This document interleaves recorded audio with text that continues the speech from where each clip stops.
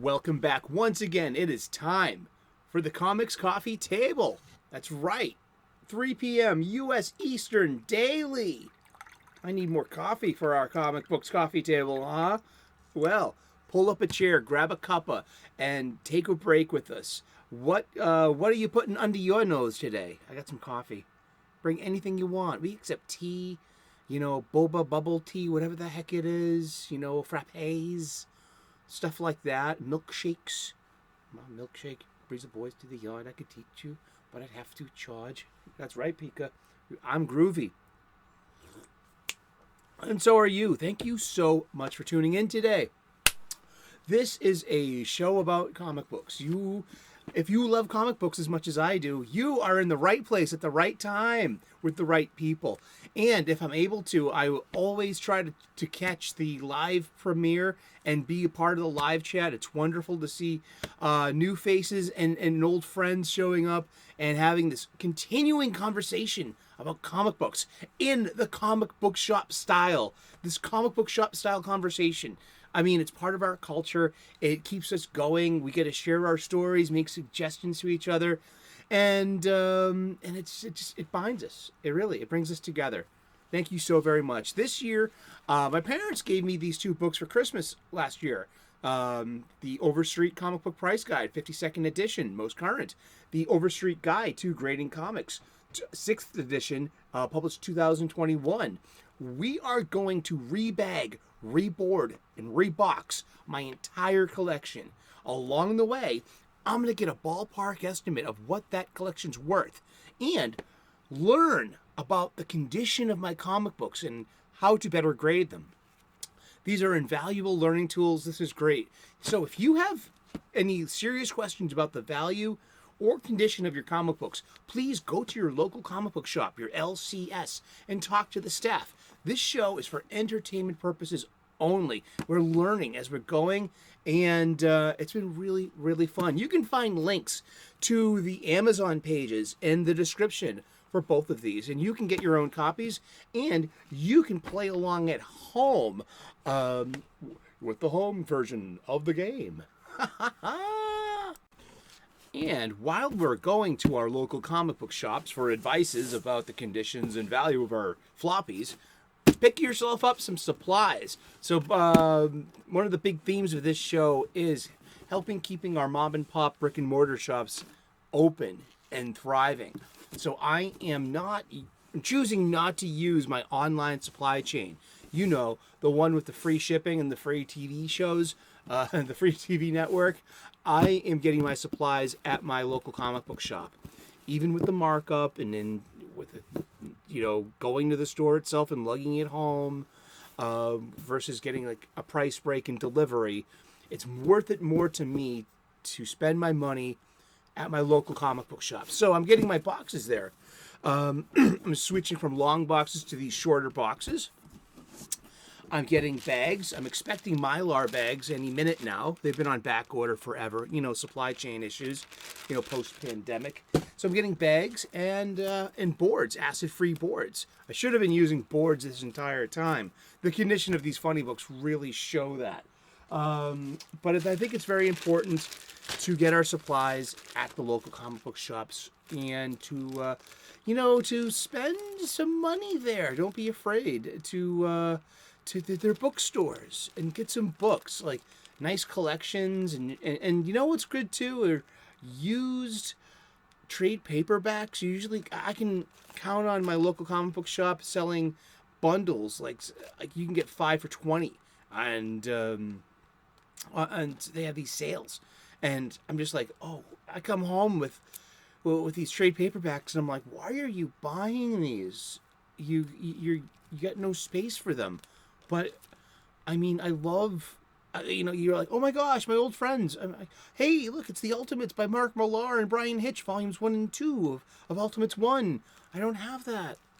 Oh, it's been a while. I need that. So that's how you collect things. Like, do I have a comic book collection, or is it more aptly titled a funny book accumulation? These are the questions we ask ourselves, and The coffee table was where my friends and I would congregate and hang out and shoot the breeze. There would always be a stack of movies, a stack of music, a stack of books, and most definitely a stack of comic books. Yes, we would always be suggesting other titles. What, you haven't read this yet? Oh, here's some homework. And that's how we bond, and that's how we get turned on to new stories. I'm going through my Crisis long box. I have a dedicated DC Crisis long box. It's a creative curation. It's a creative curation of what I consider to be like the backbone of the DC universe. These crisis stories, these event crossovers. And this was a year-long event. This is 52. This came out weekly. This was impressive. And I was a weekly buyer. Yeah, seriously, there's a story behind this. But look at all these funny books. It was a mini series as well, especially with the Black Adam movie coming out. Black Adam, it was called World War III, and it was Black Adam versus the world, and which was like a mini event from the pages of 52. This is after the Infinite Crisis. The Trinity needed a break. Wonder Woman, Superman, and Batman. Batman went on a long vacation with Dick and Tim, and Superman was greatly depowered following his battle with against Superboy Prime alongside of Earth 2 Superman, who sacrificed his life in the process, and Wonder Woman, needed a break too after murdering Maxwell Lord, killing, in self-defense, not murdering, but still, that's how it was put in the media, and that's why they turned on the heroes. Look, Wonder Woman's a killer, but she was about to kill Superman. Well, Superman was being controlled by Maxwell Lord and about to kill Batman. She had to do something. Indeed. So what happened was there was the publishing initiative was called 1 Year Later, where all the titles picked up 1 year later after the events of Infinite Crisis. There's just a random issue 4 of Infinite Crisis. Look at that George Perez cover. Beautiful art. I actually really liked Infinite Crisis a lot. So this fills in that entire missing year of 1 year later. And, wow. Let's get to it. And according to the book, issue number 1, you can get this for $4 if it's a 9.2 near mint. The cover price was $2.50, but that was a week, every week. So that was $10 a month, for, and wow, how much did that cost? Hold on a second. I suck with math, you know that. Let's see, 2.50 times 52. I spent $130 just on the main title. I would never break this up. I would have to sell it all in total. And we have a $250. We've got four books of World War III. And so that's another $10. That was $104. You're looking at 1 year's worth of funny books. This is $140 worth of funny books. I would have to sell it at that, why not? Or do you think I should sell it cheaper than that? Should I sell it at all? If there's someone out there who would really like this, I would. But this was a really interesting book. Lots happened. They had the best writers. It was a really interesting. Oh, wow, look at all the dings on this. But this is a well-loved funny book. You have no idea how many times I read this. No, 52. 52 the comic. This will bring back a limited multiverse of 52 Earths by its end. So this is like a league. This is a world temporarily without Batman, Wonder Woman, and Superman. And the aftermath of the Infinite Crisis of Alex Luthor of Earth 3 and Superboy Prime, of their attempts to undo what was done in Crisis on Infinite Earths. Jeff Johns wrote this. So let's look at the Indicia colophon and see. These are the shards, the multiversal shards here. These are, and how the universe reassembled, and how everything got rebooted. Look at 5 pages. It just, there we go. We now have a new Earth Prime. No, not Prime. Sorry, Earth. It's not Earth 1 either. This is New Earth. Okay. Later on, it will be known as Earth 0. But this, I believe, is called New Earth, and that happens at the end of Infinite Crisis. After, it's got an interesting narrative structure. Week 1, day 2. So and this is how it goes. Look at this. Look at those great action figures too. I love Superboy Prime. I love Power Girl. That's a great Power Girl design, isn't it? Where's the Indicia colophon on this? And hi, I hope you're having a great day. I hope you're clobbering your problems and not being clobbered by them. Indeed. All right. Indicia colophon, 52, week 1, July of 2006. There's a story behind this. I'm getting to it. And I was a pack-a-day smoker for about 13 years. Started, I picked it up in the restaurant industry. It's a good way to gauge a quick break. You don't get lunch breaks or supper breaks or breaks in a restaurant, whether you're front of the house or back of the house. It doesn't happen like that. That's not, count your stars if you have a typical job that you have breaks. Your restaurant employees don't get breaks like that. But you can go out to the back dock and have a cigarette real quick. So I was a pack-a-day smoker, or more, for 13 years. And I quit smoking around this time. And this was my deal. I might have told the story before, so if you heard it before, hey, you're hearing it again. Cigarettes at the time in the Commonwealth of Massachusetts were running about $4 to $5 a pack at the time. So, times 7. So that's 4 times 7. That's 28. 5 times 7. That's 35. And maybe 6 times 7. That's 42. So they get that range there. So I could spend about. My deal was this: I made a bargain with myself. I quit cold turkey. I didn't tell anybody, and I kept it to myself. And part of the deal, I made a bargain with myself that I could spend $35 to $42 a week on comic books. And that's how I stayed off of cigarettes. I made it, that was my bargain. It's not like I saved any money.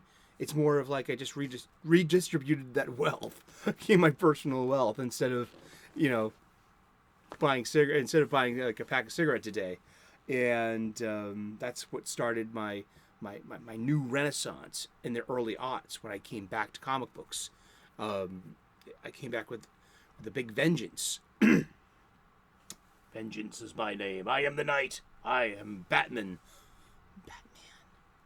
Batman.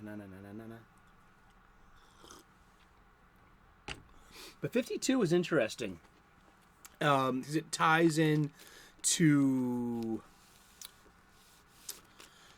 not just Infinite Crisis, but Identity Crisis, which came before that. Identity Crisis. You heard of it, huh? By Brad Meltzer, who's a novelist, a book writer.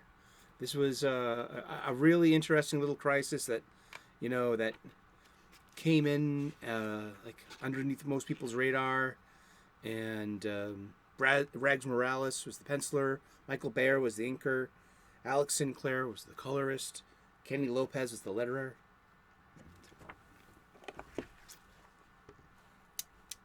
Oops. Sorry. Sorry about that. Hello. This was 2000. This is in Identity Crisis number 7, February of 2005. So this came out a year before New 52. So the events of this tying to this. And for just to check it out, so when did see this is 4 of 7 and it has a was it March 2006 there? Indeed. So we went from crisis to crisis. And then only a couple of years after this comes the final crisis. Yeah. So and Grant Morrison's writing this, Greg Rucka's writing this, Jeff Johns, Ed Brubaker. They got all the entire bullpen of DC came in for this. Love these ads. Look at that. The Jeff Loeb, Tim Sale, Dark Victory. I love that Robin. Isn't that cool? But this had all the like B and C listers. So if we didn't have Batman, Superman, and Wonder Woman on the playing field, we had everyone else. And so one of the big characters in this is Elongated Man, Ralph Dibny, whose wife, Sue, is killed. And that is the identity crisis. Well, that is the whodunit of this book. Ralph Dibny, the detective. And it's actually a really good story. It's one of the... It may have put the word retcon on the map. Retroactive continuity. What this did was it went back into the JLA Super Friends days. You know, instead of the Hall of Justice, they didn't have the Hall of Justice in the magazine in the 1970s in the Bronze Age. They had the satellite era. And the satellite, that's, Sue Dibny was hanging out up there because, she had access to that, her husband's the elongated man. They were a team. And she was brutally assaulted by the criminal Dr. Light. And so when Sue Dibny is found murdered later on, as time passed, so that was set in the past. And it sets up all of this calamity in the quote-unquote now, which would be a couple of years ago then, and a different multiverse version of Earth, of New Earth, which may or may not have been... It had to have been New Earth, yeah. Or, no, that was right before New Earth. Seriously, because New Earth comes at the expense of Infinite Crisis. I call this crisis counseling. This ongoing conversation about the crises, and that's why I have a crisis long box. I mean, I think the story deserves the attention, and it deserves the curation too. I love it. But Ralph Dibny here is being played like a sucker by an enemy that he only reveals himself at the end and at the expense of his own life. But where he's given the opportunity to have Sue resurrected, comic book death style, which is just a hoax, which ultimately gets him killed. But in the end, his spirit is reunited with his love of his life and the love of his afterlife, Sue Dibny, where they become I think they were supposed to become some kind of ghost detective. Sue Dibny and Ralph Dibny were a cute married couple in a time where married couples were a cool thing to have in comic books. You had Cater and Qatar and Shira Hall of Vanagar. They were the married couple, Hawkman and Hawkwoman. You had Ralph and Sue Dibny, the married couple. You also had over in Marvel, you had Reed Richards and Sue Storm, who got married. Sue Richards, and who also had Franklin and Valeria, kids. There's something weird going on in modern comics that that married couples are kind of verboten and kind of just they're always broken up, and hence his melodrama as well. But this was every this was consistent. It came out every week. I mean, these are great covers. There's Clark. So Clark's a Metropolis. He's still around. I love this interpretation of Booster. He's got all this corporate sponsorship. There's Luthor. Yeah, that's a great cover. And it has this backup feature called The History of the DC Universe. So it explains this new post-Infinite Crisis, this new history of the DC Universe. And then it has a who's who every week as well. And so the history of the DCU goes on for I think the first 12 issues. And then it's more, the origin of the elongated man. And we have the origin of Metamorpho, and it keeps going and going and going. The origin of Steel, the origin of Black Adam. It was just a really good collaboration of artists and writers, and this was such a success too. They tried to replicate this. We'll get into it later too, about Countdown, which becomes Countdown to Infinite Crisis. It was another weekly, but they just couldn't capture the lightning in the bottle. This was really good, consistently too. It had me coming back every week. And that's just the first half of it. The origin of Nightwing. Let's look at it real quick. Because it's all the way in the back. It's really easy to find. And it's only... Every one of these were just 2 pages. Is that George Perez art? It is art. Oh, yeah. Written by Mark Waid. Art by George Perez. The origin of Nightwing. Look at that. The Haley Circus. The murder of his parents, being taken in by Batman, that classic Robin outfit. Look at that. Look at that beautiful George Perez art. And there you go, 2 pages. And that's your post-Infinite Crisis history of Dick Grayson. Isn't that cool? And every one of these has these little 2-page backups. The history of the DCU is pretty fun, too. Let's look at one real quick. That's what we're doing. We read comic books. This is issue 8. This is week 8.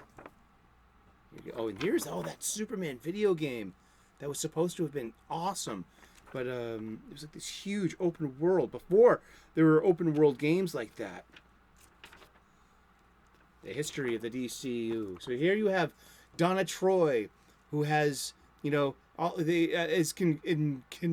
she's in possession of all this information and trying to make sense of the convolution of these post-crises events. So it tells you, like, oh, wow, the entire timeline was reconstructed after the events of 0 Hour, the 1994 Crisis in Time?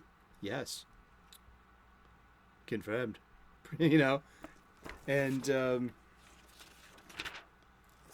are pretty cool, yeah.